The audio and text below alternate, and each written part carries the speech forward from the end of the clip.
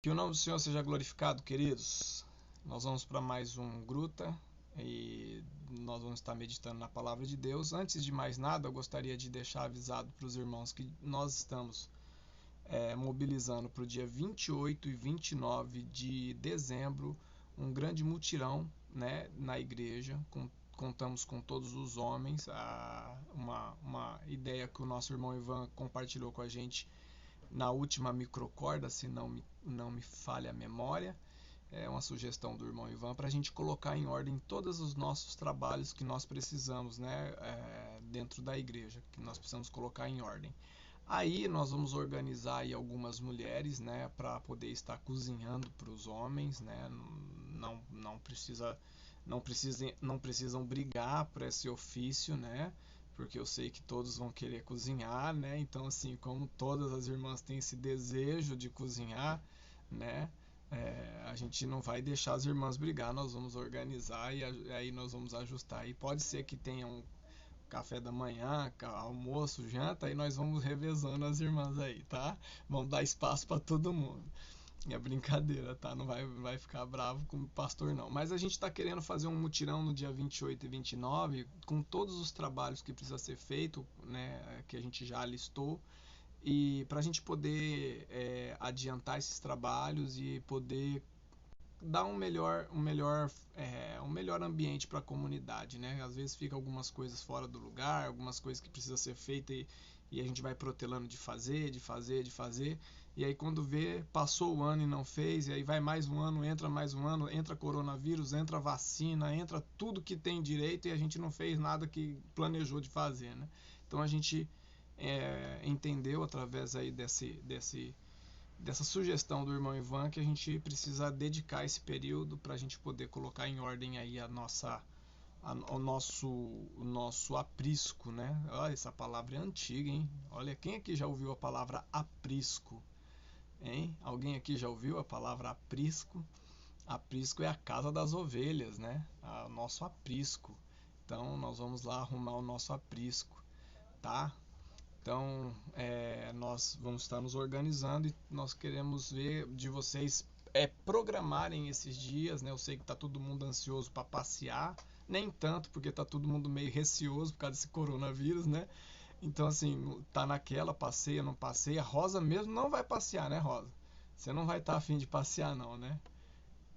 Então, a Rosa a gente já sabe que não vai passear e nem vai cozinhar, né, Rosa? Talvez, né? É.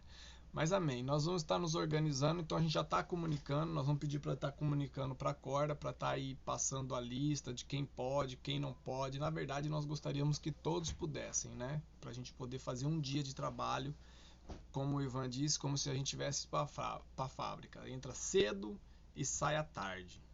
Então a gente só tem um período de almoço ali mesmo e volta a trabalhar, porque se a gente conseguir fazer tudo no dia 28, dia 29 fica à vontade para todos os afazeres.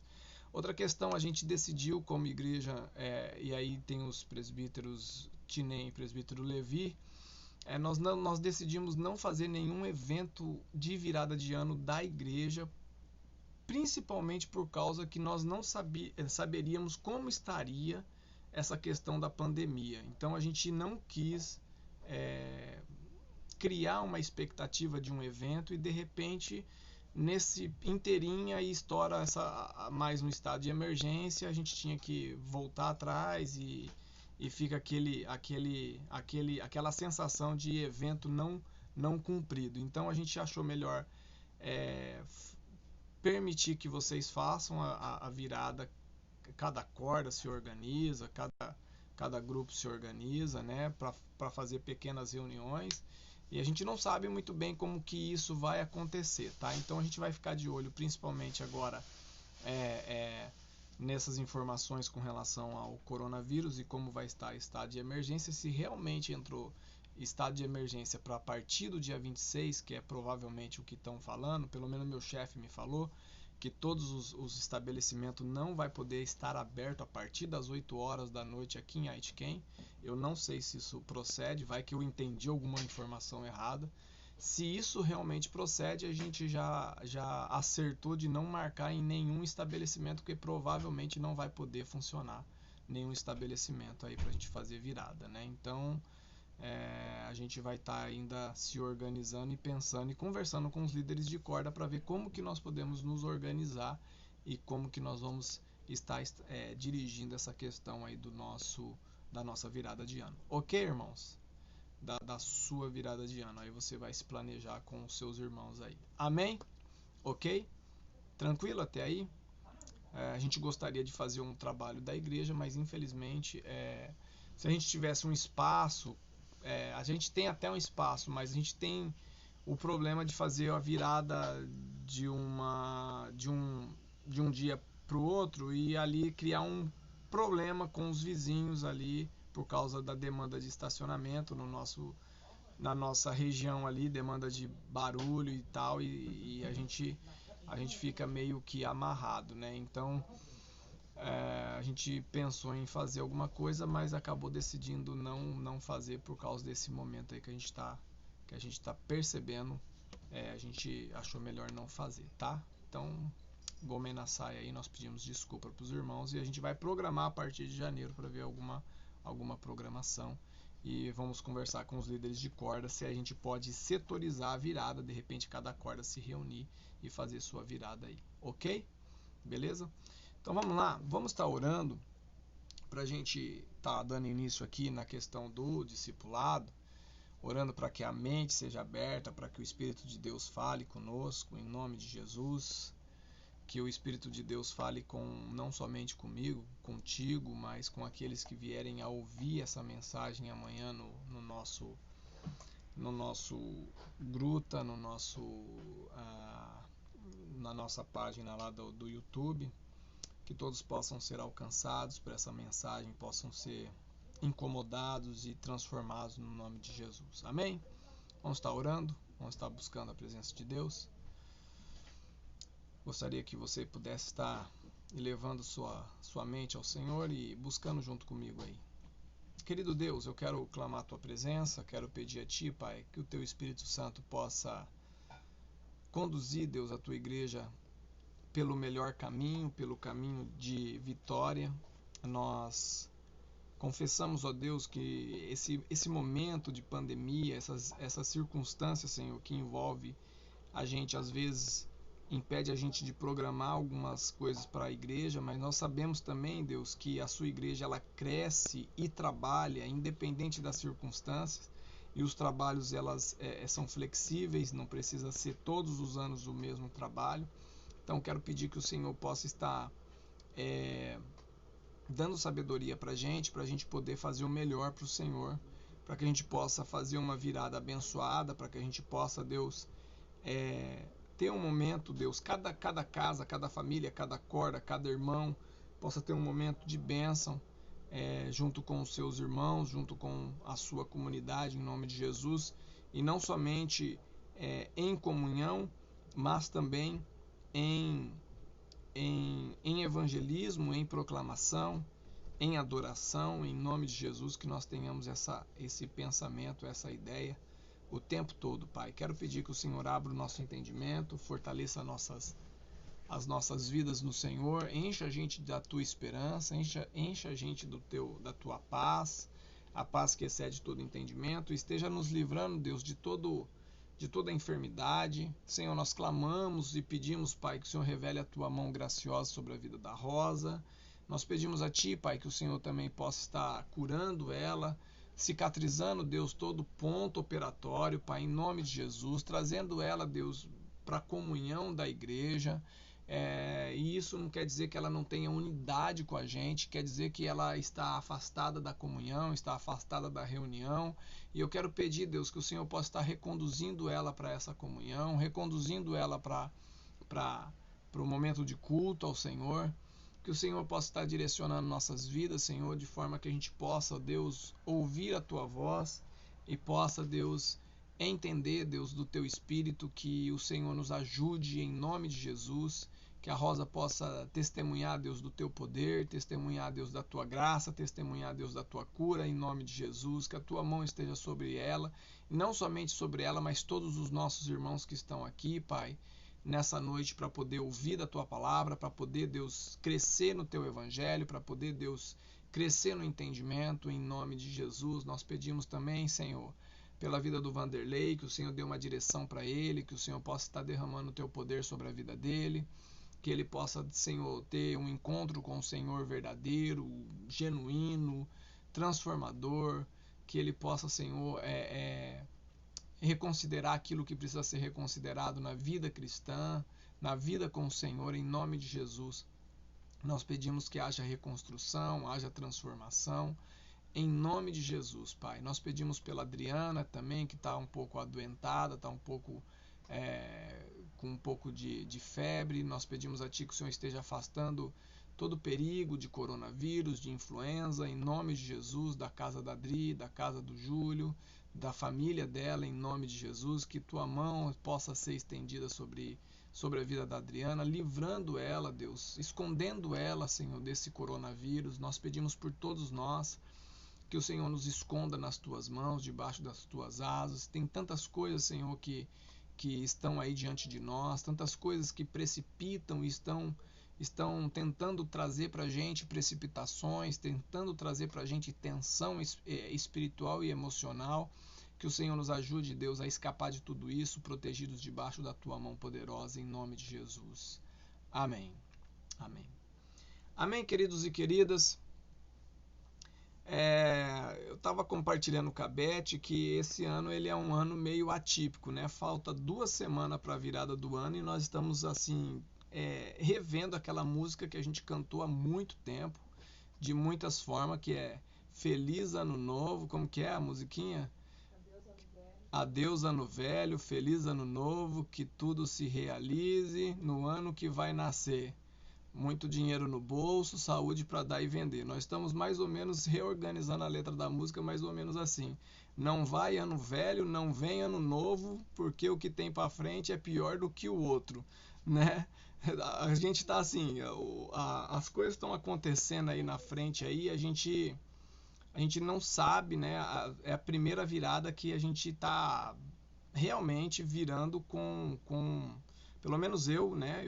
Eu confesso que é a primeira virada de ano que eu estou virando num ambiente, num cenário tão tenso, que é esse cenário proposto aí pelo coronavírus e por todos os desdobramentos dela. Mas nós estamos confiando no Senhor, confiando em Deus, e nós sabemos que Deus tem cuidado de todas as coisas, independente da circunstância, independente das dificuldades. Nós estamos buscando a esperança que vem de Deus e não a esperança da virada de um novo ano e nem a esperança de um final de um novo ano. Nós estamos esperando a esperança que vem de Deus porque nós esperamos nele, independente da circunstância, né? Mas realmente, às vezes não tem tanta empolgação de pedir um ano novo, não. Parece que é mais ou menos assim, não mude para pior, porque ano passado a gente queria mudança e parece que piorou, né?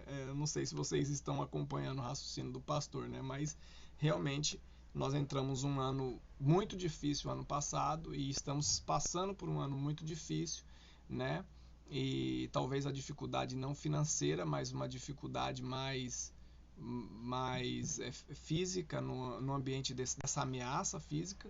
E eu estava conversando com meu pai ele soltou uma pérola muito interessante, né? Ele falou assim: nossa, você imagina, se o povo já era ruim antes do coronavírus, agora vai ficar pior, porque agora a gente não pode nem estar junto do povo mais. Imagina, se o povo que a gente estava junto não gostava da gente, imagina agora que a gente não está junto, né?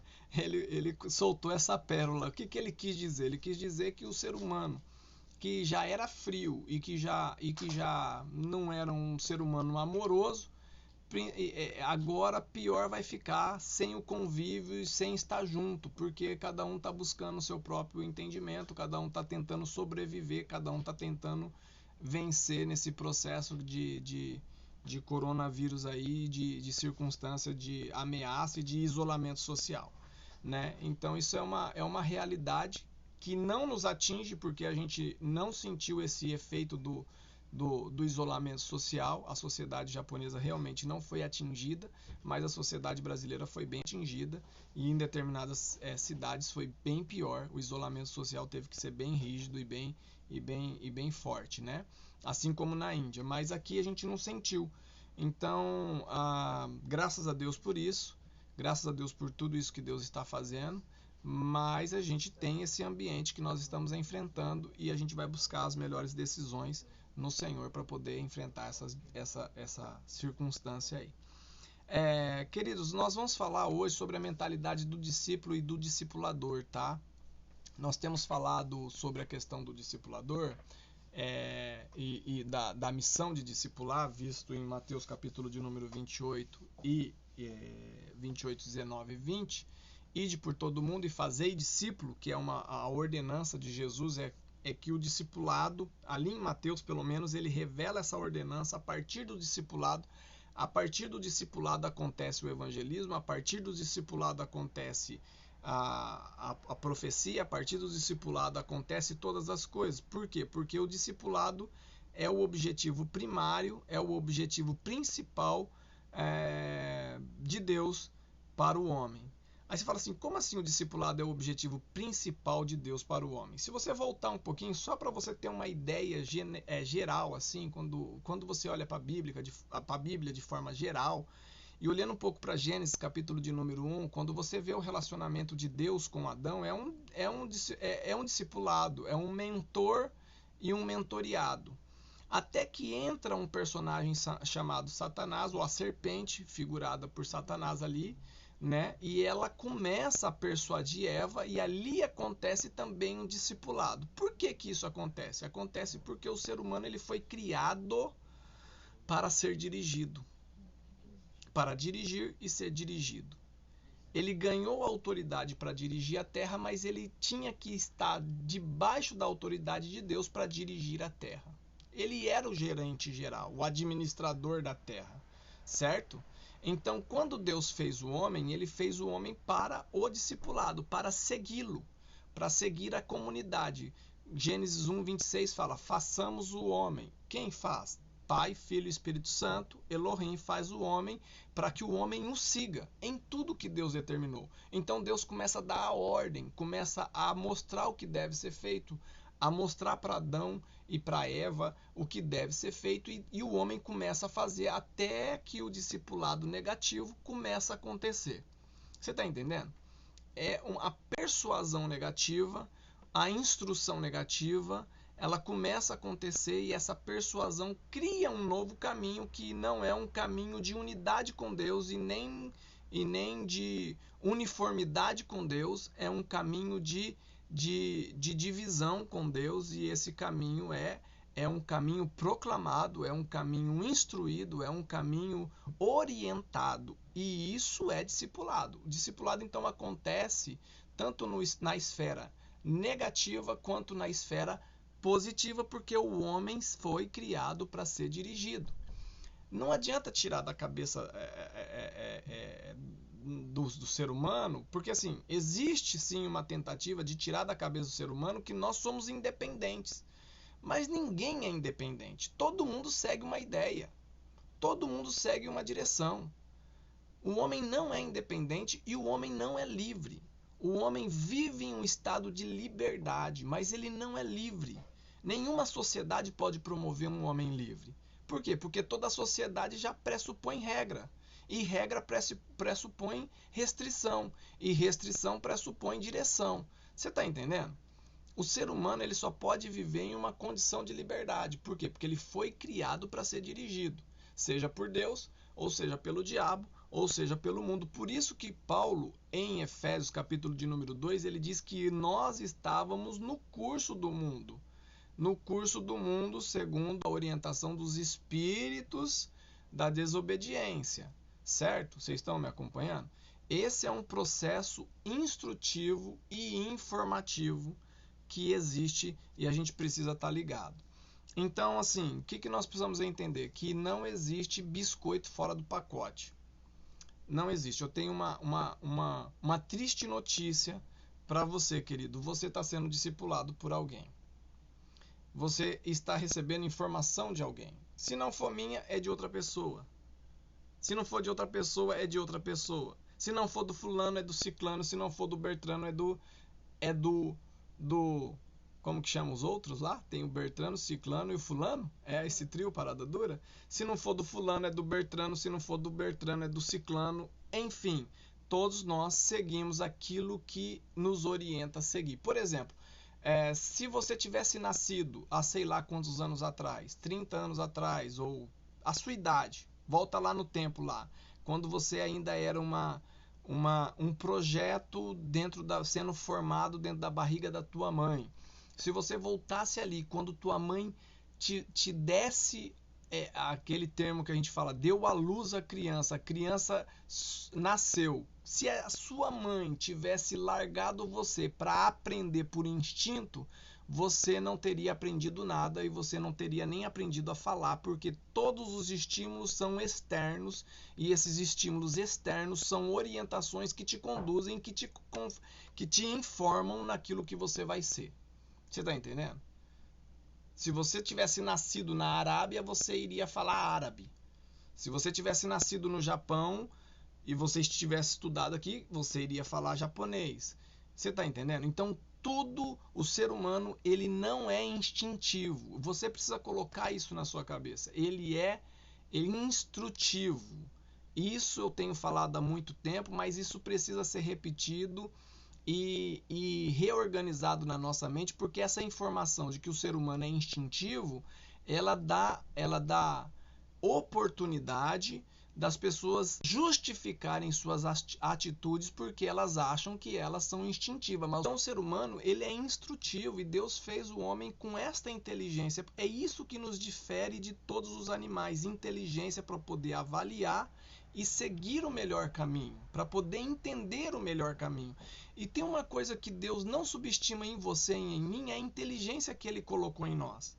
Tanto que Ele não subestima que Ele poderia até ter barateado a forma da gente poder aprender. Ele poderia ter feito vídeos ilustrativos, ou ter feito uma série tipo Netflix, que com certeza nós iríamos...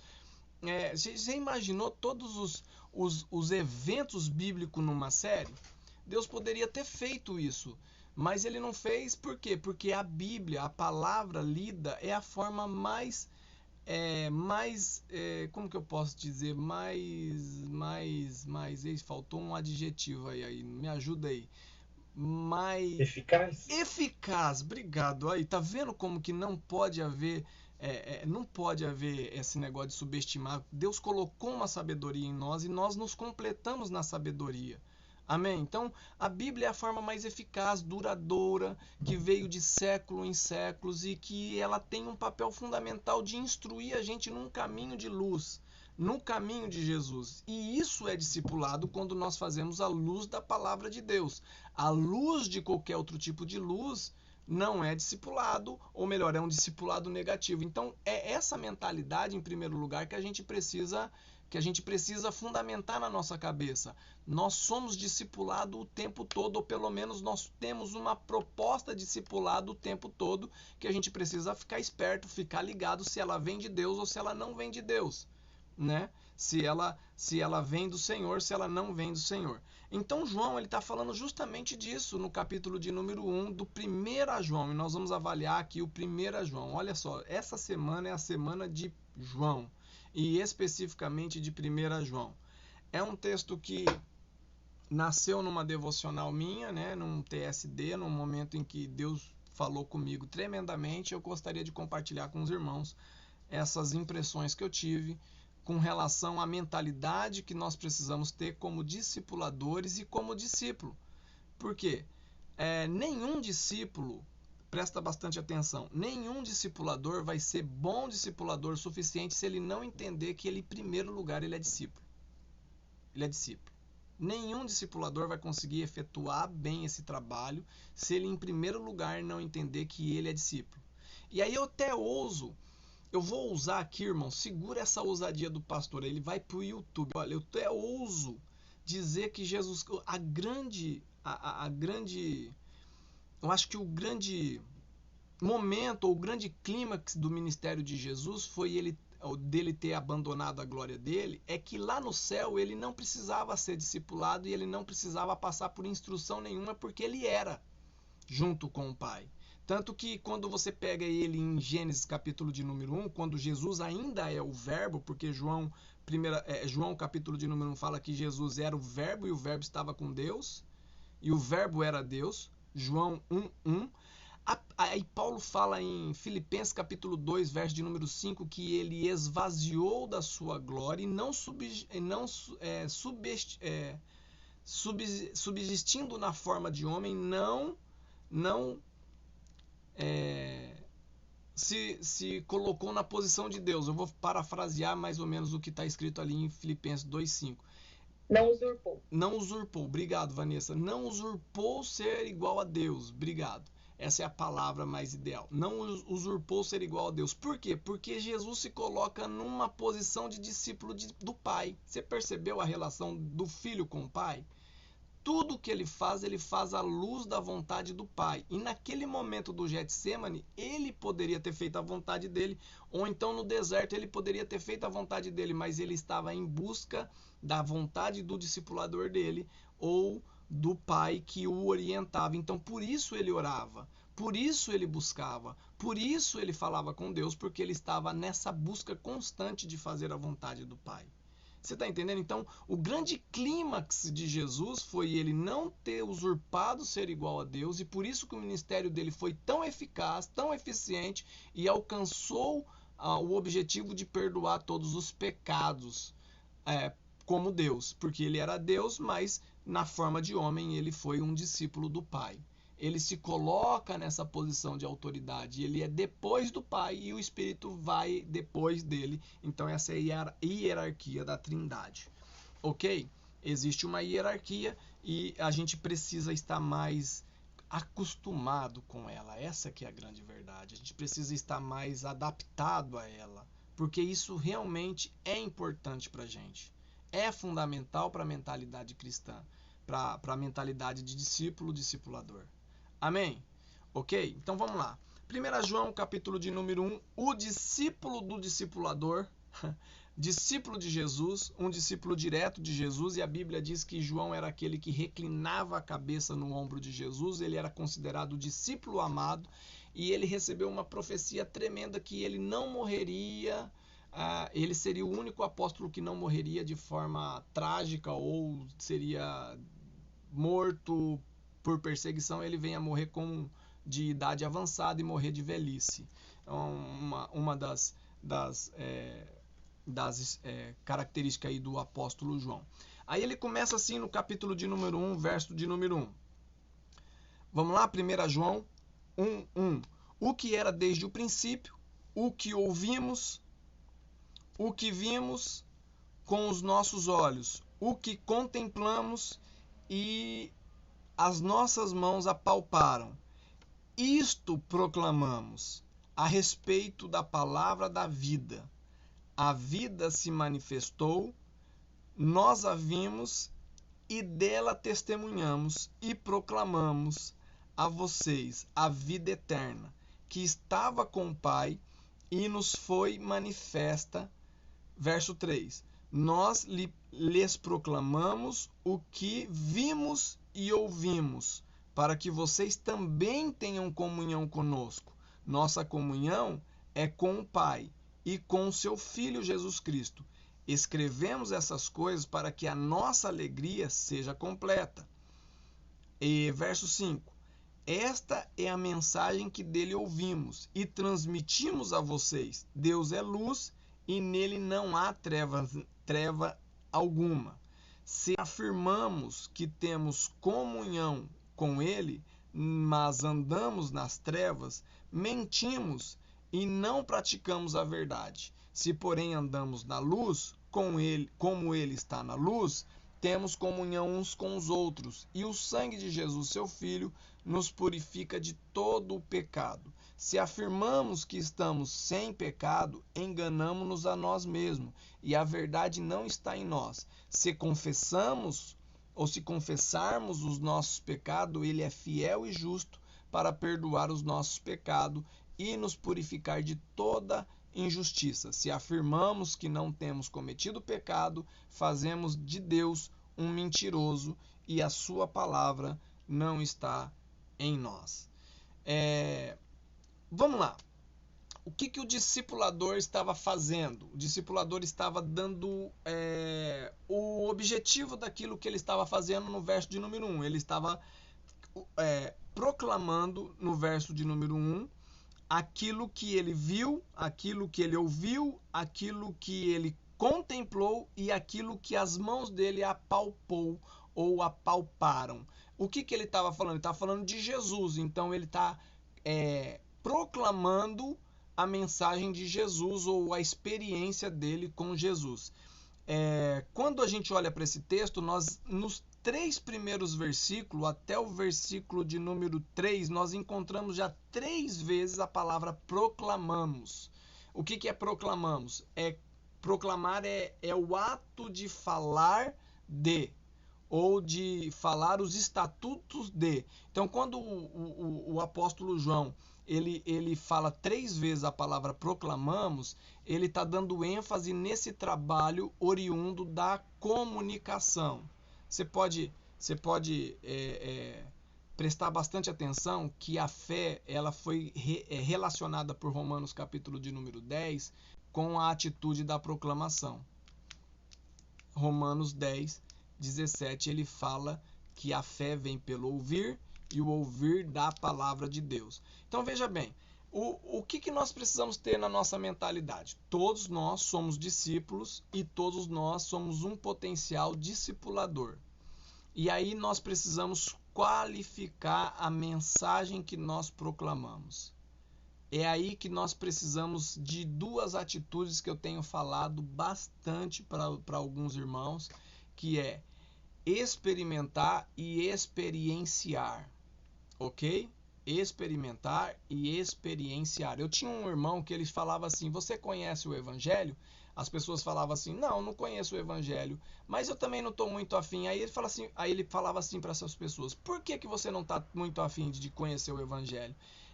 As pessoas falam, eu não gosto muito de Deus, eu não gosto muito dessa ideia de evangelho, eu não gosto muito desse negócio de ser crente.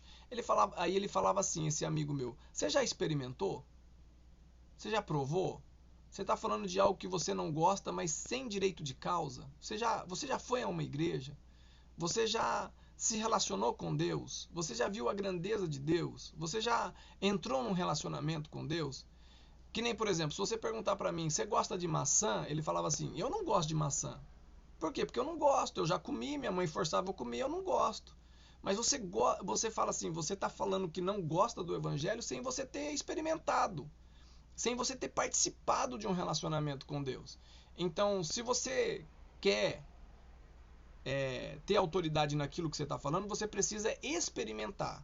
Então, o que você está falando é porque alguém falou para você que não presta. O que você está falando é porque alguém disse para você que não presta. E as pessoas ficavam normalmente, com essa atitude desse amigo meu, ficavam assim, em choque, né? Tipo assim, é verdade, né? Eu nunca tinha parado para pensar nisso. Eu nunca experimentei e estou falando. O que João está falando quando ele está dizendo aqui com relação à proclamação é que ele experimentou. E ele experienciou. E não somente experimentou e experienciou, o que é essas palavras? Primeiro, eu absorvo o evangelho. Primeiro, eu degusto o evangelho, como a Tcheco está degustando as unhas dela, assim, com gosto. Tem que degustar com gosto, com vontade, né? Com desejo de querer conhecer mais. Às vezes a gente degusta mais as unhas do que o evangelho, né? Aí vai dar uns detalhes. Eu vou tirar isso do vídeo, tá, Tcheco? Desculpa. Mas a gente precisa degustar o evangelho com vontade, entrar no evangelho com vontade, tentar buscar do evangelho a instrução que vem de Deus. O Ivan fala que quando ele começa a ler a Bíblia, passa um filme na cabeça dele. Eu nunca tinha visto ninguém falar disso, sabe? Tipo uma Netflix, ele entra num capítulo, entra no outro e ele vai montando. Isso é muita criatividade. Então você pode pegar essa ideia do Ivan e tentar ler a Bíblia como um filme passando na tua cabeça, que você vai mergulhar no Evangelho.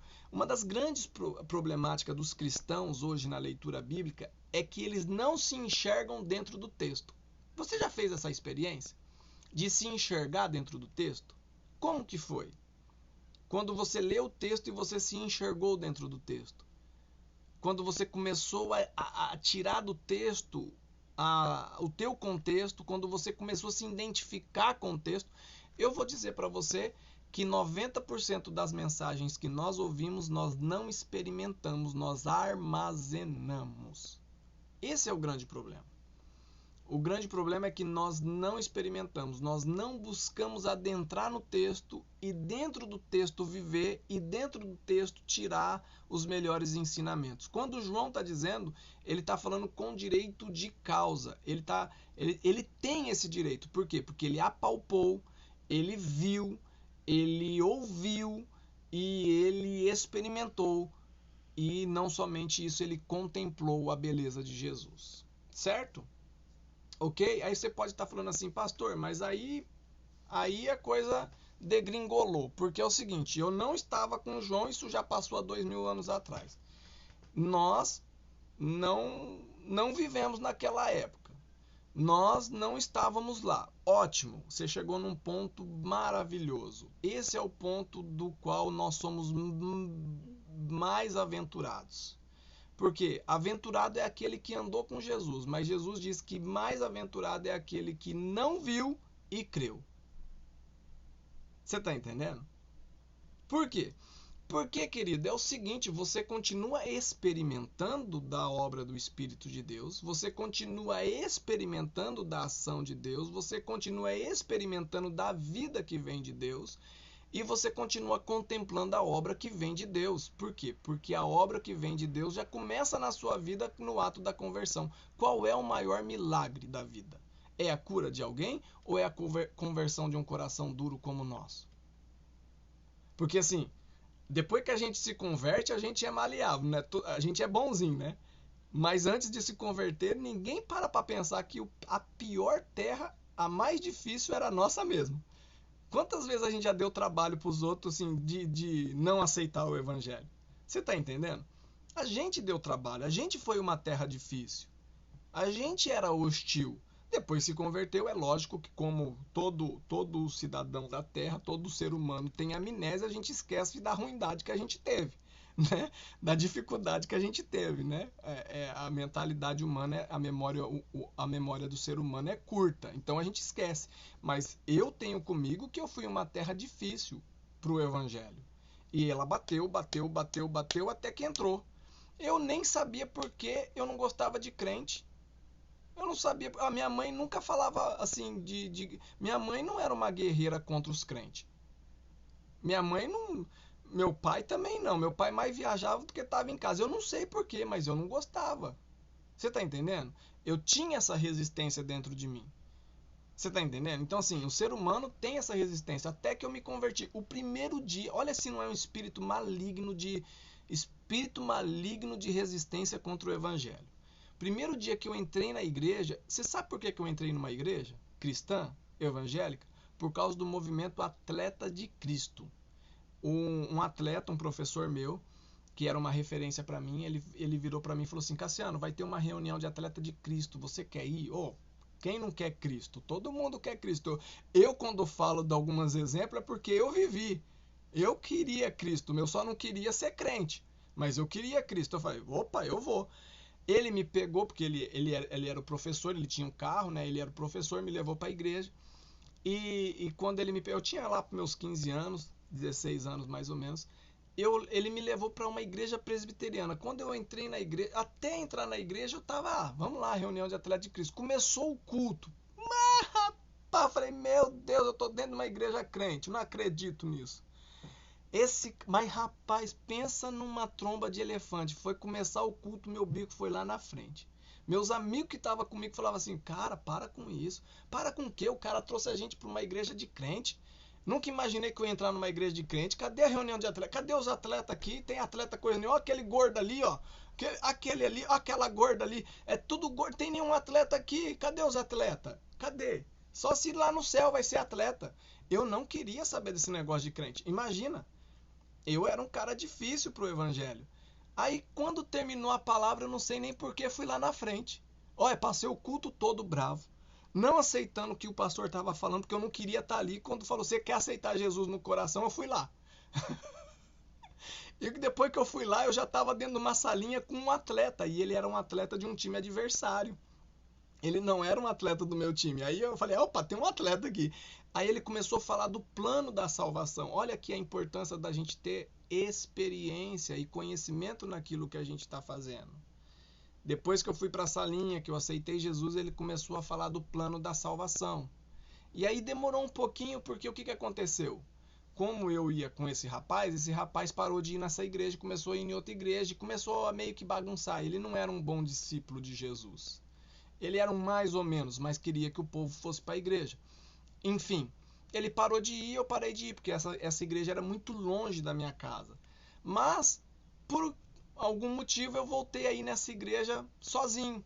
Fui lá pro culto sozinho. E quando eu fui pro culto lá, eu fui muito bem recebido. E a partir daquele momento que eu aceitei Jesus, ou que Jesus tocou minha vida novamente, eu sei lá, fui iluminado pelo Evangelho, aquela raiva já tinha saído do meu coração, aqueles espíritos já tinham se afastado de mim, aquela ação que eu não sabia nem de onde vinha, aquele nervoso, aquela ira, aquela tromba de elefante já tinha acabado. Aí eu comecei um processo de discipulado. E esses que me discipularam foram muito zelosos com a minha vida. Eles me colocaram debaixo do braço e não se afastaram de mim em nenhum momento. Agora imagina, um menino de 15 para 16 anos se convertendo sozinho dentro de casa. Precisava de muito cuidado. Então eles me buscavam em casa, eles me levavam para o culto, me traziam para casa, eles me apresentavam na igreja, mas eles tinham propriedade daquilo que eles estavam falando. E hoje eu estou aqui convertido. Recentemente um amigo meu que se converteu também, ele encontrou esse rapaz que levou para a igreja, esse cristão que levou para a igreja, que era mais ou menos. Hoje ele é pastor, hoje ele se converteu de fato, né?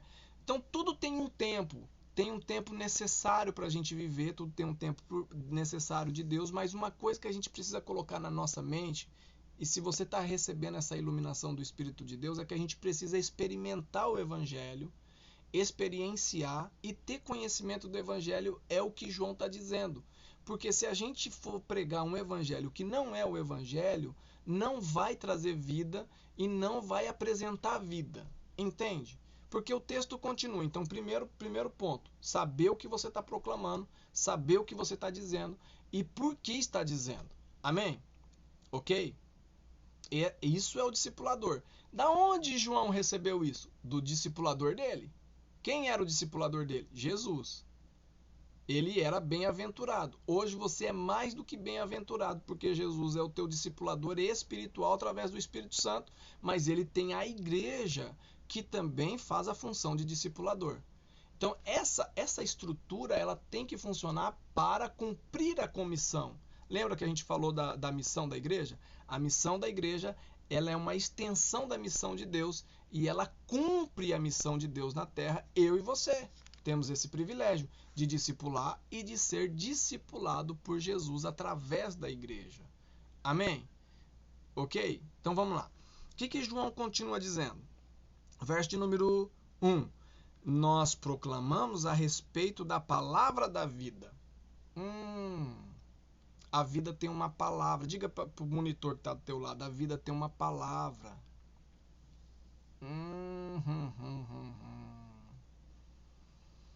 Eu pensei que a vida era só para ser vivida, mas não, tem uma palavra de vida. Olha que tem uma mensagem para fazer. A sua vida tá boa? Quem aqui tá com a vida boa? Tá com a vida boa? Tá com a vida boa? Quem tá com a vida mais ou menos? Não vou falar isso não, porque é chato, né?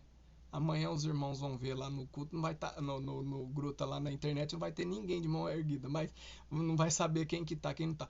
Quem tá com a vida mais ou menos, eu quero dar uma palavra que rema para a sua vida. Tem uma palavra de vida que vai revelar a verdadeira vida, que fica excelente a vida. Porque depende dessa palavra. A vida é vivida pela palavra. Você sabe o que foi o grande problema? Eu vou ter que me estender um pouquinho da Job, porque a gente teve uns minutinhos aí, eu vou me estender uns 10 minutinhos, tá? Já vou, só isso também. Você sabe qual foi o grande choque em 1980 quando descobriram o processo de DNA? É que até o processo de DNA, o ser humano, ele era considerado massa e energia.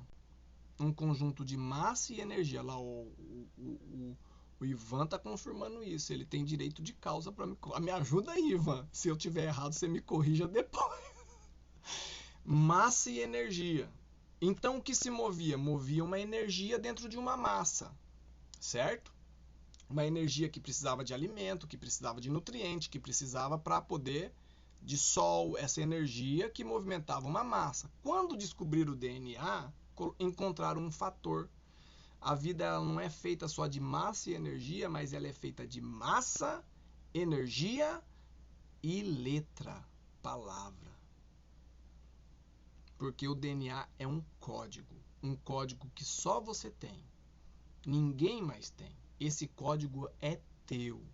E aí os defensores do desenho criativo, que é uma ciência, ele fala que no centro de cada DNA tem uma assinatura cujo número significa Iavé.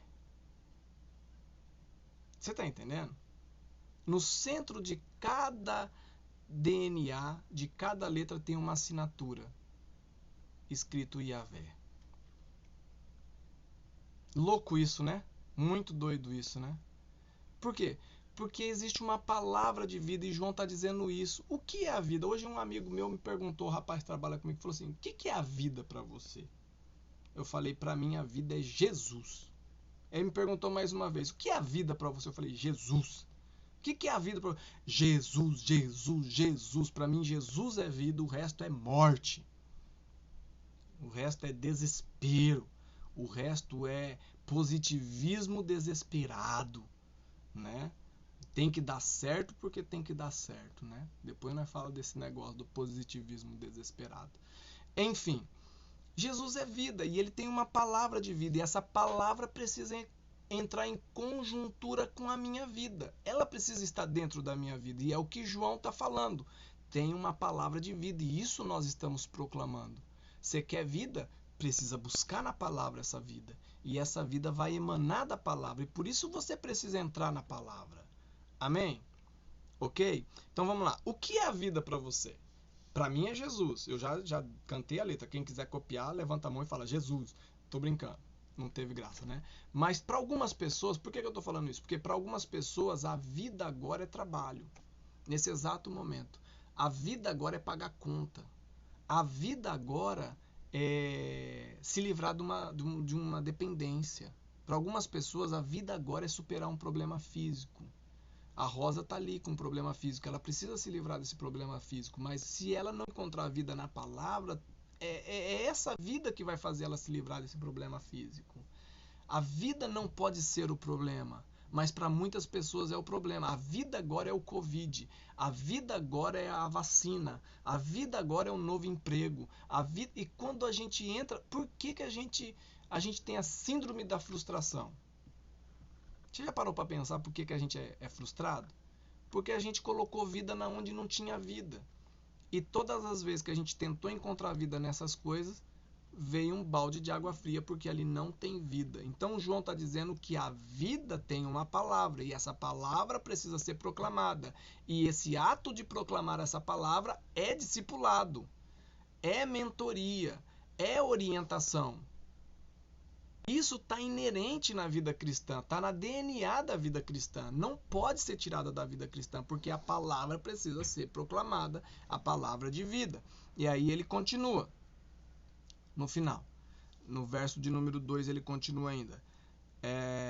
A vida se manifestou, nós a vimos e dela testemunhamos e proclamamos a vocês a vida eterna.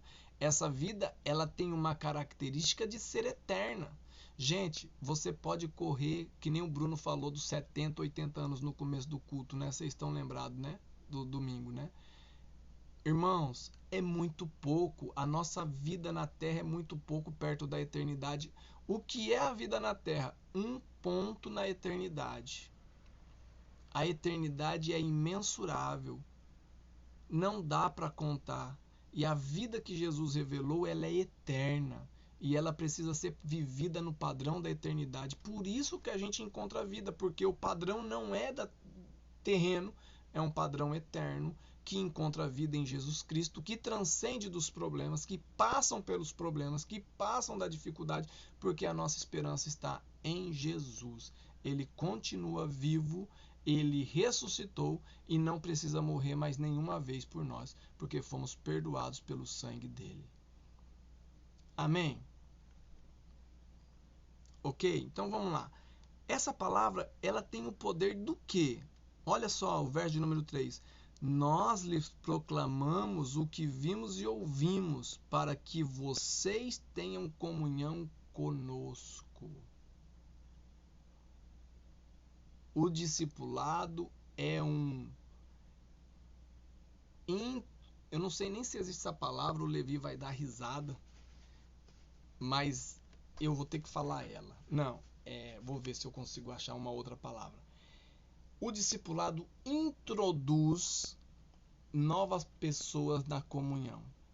Veja bem, não é nós que temos que ter comunhão com o mundo. O que João está falando? É que o mundo precisa passar por Jesus para ter comunhão conosco.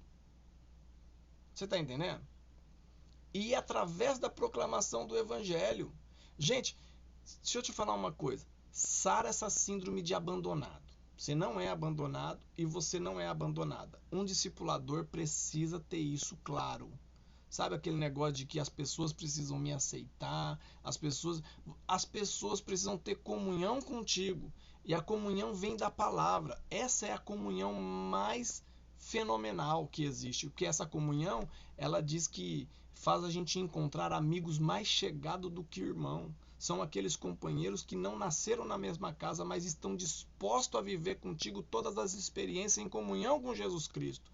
Mas aqueles que abandonam a comunhão, eles deixam de acreditar nessa mensagem, na mensagem de vida. Você está entendendo?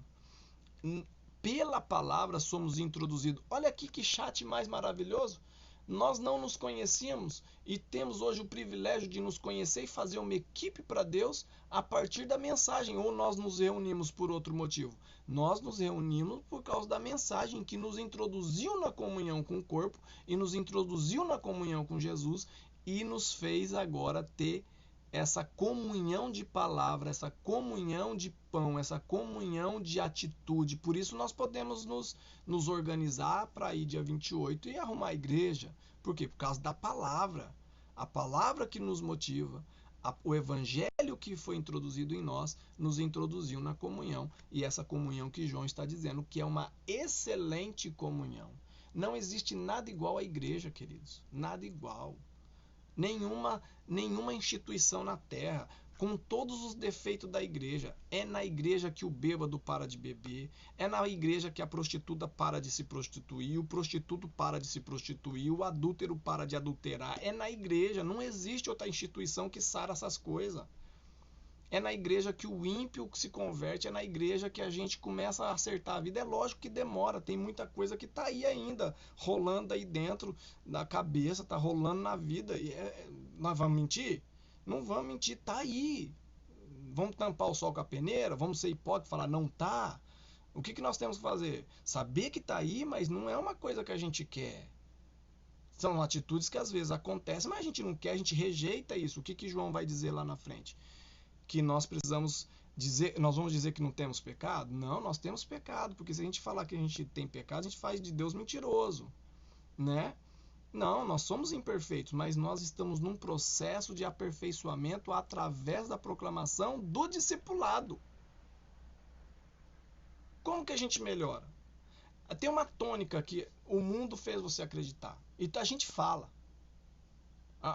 É do mundo, é do 1 ao Mundo, capítulo 1, verso de número 1. Primeiro ao mundo. É a Bíblia do mundo. Que é, se conselho fosse bom, não dava. Vendia.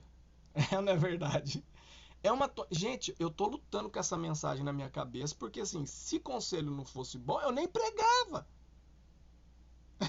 Eu não ia nem pregar. Se eu acreditar nessa mensagem, eu paro tudo.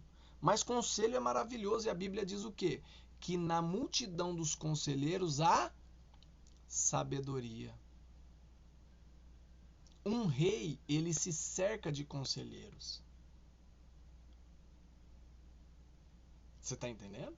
Um governo se cerca de conselheiros. E dependendo do conselho, e aqui não se puna se você já falou desse ditado. Eu já falei um monte, ainda falava com a boca cheia, quando alguém pecava, e eu falava assim, aí tá vendo, se conselho fosse bom, não se dava, vendia.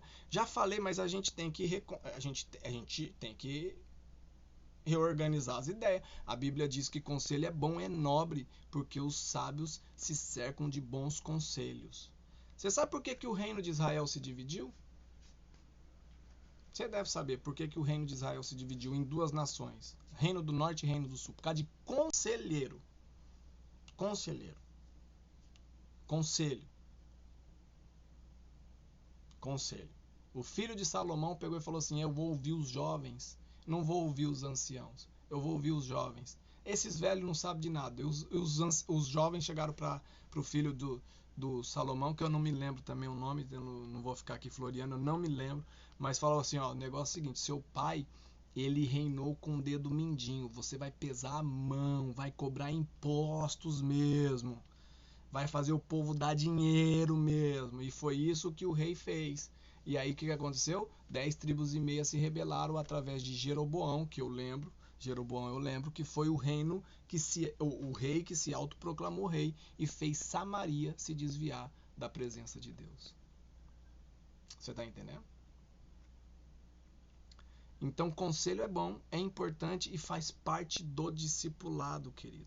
Faz parte de um processo que Deus instruiu e instituiu para que a gente pudesse melhorar a nossa forma de viver e confrontasse quem nós somos na nossa natureza caída, porque nós não somos perfeitos, mas estamos num caminho de aperfeiçoamento. Amém? Ok? Eu vou encerrar por aqui, para que você tenha um períodozinho ainda de oração, de busca a Deus e de orientação no Espírito de Deus, mas não perca essa meditação com relação à mentalidade que a gente precisa ter para discipular e também ser discipulado, porque isso Deus deseja. Amém? Ok? Vamos orar? Querido Deus, eu quero te agradecer por essa noite, por essa palavra. Quero te agradecer pela vida dos meus irmãos. Que cada um de nós saia aqui, Deus, com o desejo de conhecer um pouco mais o Senhor, com o desejo de experimentar um pouco mais da palavra de vida que tem no Senhor. Que nós possamos, ó Pai, vencer algumas imposições da carne que às vezes resiste àquilo que o Senhor nos deu, que às vezes resiste ao caminho que o Senhor providenciou para a gente. Que o Senhor nos ajude a extrair vida da Tua Palavra, a mergulhar na Tua Palavra e nos encontrarmos com o Senhor nessa Palavra e que a nossa vida se potencialize no Senhor, em nome de Jesus, todos os dias, que a gente possa proclamá-la, que a gente possa vivê-la, que a gente possa experimentar, experienciar, falar, ver o que realmente o Senhor fez na nossa vida, em nome de Jesus, saber falar daquilo que o Senhor fez, saber testemunhar daquilo que o Senhor fez, daquilo que nós experimentamos e experienciamos do Senhor, em nome de Jesus. Que cada um de nós possamos buscar essa mentalidade de discípulo e também de discipulador, porque o Senhor nos fez para ser assim. É o mundo que diz que nós não devemos ouvir, é o mundo que diz que nós devemos dar vida a todos os nossos desejos, a todas as nossas vontades, mas nós queremos resistir a esse tipo de informação e que nós possamos viver e vencer a Tua vontade, através da Tua vontade, buscando ela na nossa vida em nome de Jesus. É que eu oro agradecido por esse dia, por essa noite, por esse momento em que nós meditamos na Tua Palavra em nome de Jesus. Amém. Amém.